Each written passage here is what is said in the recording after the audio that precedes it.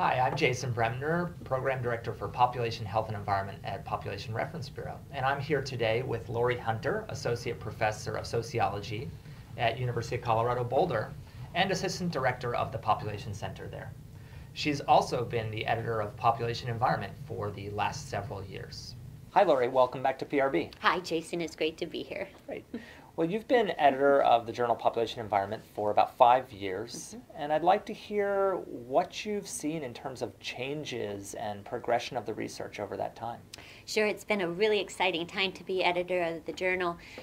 Population and environment scholarship has just become so much more sophisticated theoretically and methodologically over the past few years as scholars really grapple with the complexity of this association. The theory has become so much stronger and the methods have just become so much more creative. Agent-based models, spatial methodologies, qualitative interviews, all of these have really informed our understanding. I think part of it's related to a new generation of scholars that are coming out of programs specifically designed to train individuals in population environment research, which is really quite new. So the specialty area of environmental demography. And that's a definite part of kind of fueling this innovation.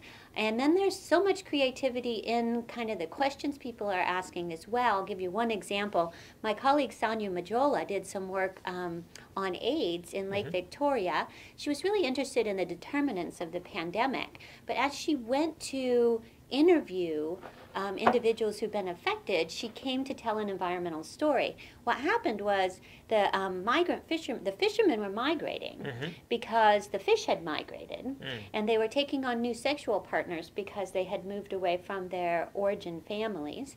The fish had migrated because of water pollution and water hyacinth infestations, the water pollution coming from flower factories that were feeding the flower demand in Europe. Interesting. So, a really important policy and pollution connection to the environmental, a pollution connection to the AIDS pandemic. So just an example of really creative work.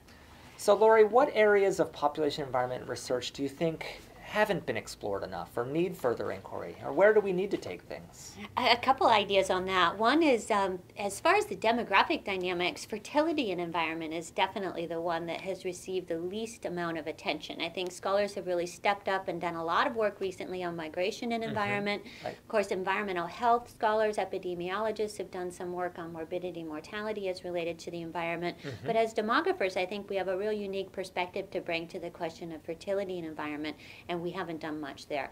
An example of one piece that was done recently was by Karina Schreffler that was published in Pop and Environment, where she looked at Kenyan fertility decline over the last generation, and they had a dramatic decline in total fertility rate.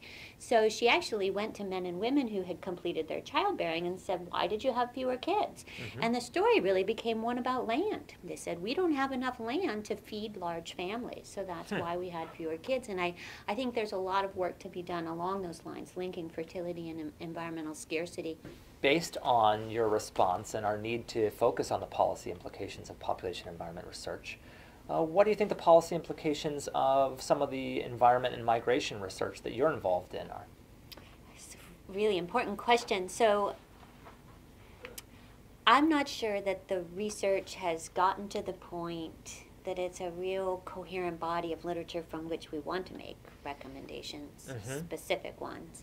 I think key to doing that is for the community to undertake really thorough meta-analyses and figure out what it is we know, what it is we don't know, and then carefully craft those implications. I will say from the work that I've seen, including my own work, is really showing that these connections between migration and environment are so localized and can vary from, across very small geographic spaces. So to me, that message is the importance of making sure that livelihoods as a whole are sustainable, so not vulnerable to environmental change. And there are so many different ways of doing that. That could be a general policy implication that, gosh, you couldn't go wrong with. Well, thanks for all of these responses, and I really welcome. want to thank you for joining us here at PRB today. My pleasure.